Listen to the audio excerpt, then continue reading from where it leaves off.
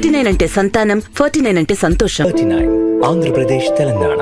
ముఖ్యమంత్రి గారిని గట్టిగా వెంటబడి మరి నియోజకవర్గానికి ఏం కావాలో అవన్నీ తెప్పించుకోవడంలో ఇక్కడ సక్సెస్ అయ్యారు. అందుకే అంత కాన్ఫిడెంట్గా చెప్తున్నారు 50,000 ఓట్ల మెజార్టీతో గెలుస్తాను అని. రైట్. సో ఎవరికైనా ఏ పొలిటీషియన్కైనా పక్క పార్టీ నుంచి ప్రత్యర్థులు ఉంటూ ఉంటారు. ఎక్కడో అడపాదడపనే ఇంటర్నల్గా పార్టీలో ఇంటర్నల్గా కూడా పోరు ఎదుర్కొంటారు. బట్ రాజేందర్ రెడ్డి గారికి కూడా అదే సిచ్యువేషన్ ఉంది కదా, పార్టీలో అంతర్గతంగా జంగా రాఘవరెడ్డి గారితో. ఏంటి మీ ఇద్దరి మధ్య ఎందుకంత ఇష్యూ నడుస్తుంది? ఇప్పటికీ నడుస్తుందా? ఇప్పుడు ఏమైనా సెట్ అయిందా? రాజకీయంలో నేను పడ్డని కష్టాలు నాకు తెలిసి ఎవరు పడి ఉండరు. నాకు పట్టినటువంటి పరిస్థితి ఇంకే రాజకీయ నాయకు కూడా పట్టొద్దని అనుకుంటాను. నేనైతే శత్రువు కూడా రావద్దు అది.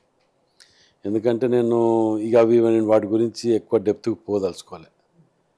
ఎందుకంటే ఒక పార్టీకి క్రమశిక్షణగా ఉన్న ఆర్డర్ ఉండాలనుకుంటాను కాబట్టి వాటి గురించి ఎక్కువగా నేను డెప్త్కి పోదలుచుకోలే.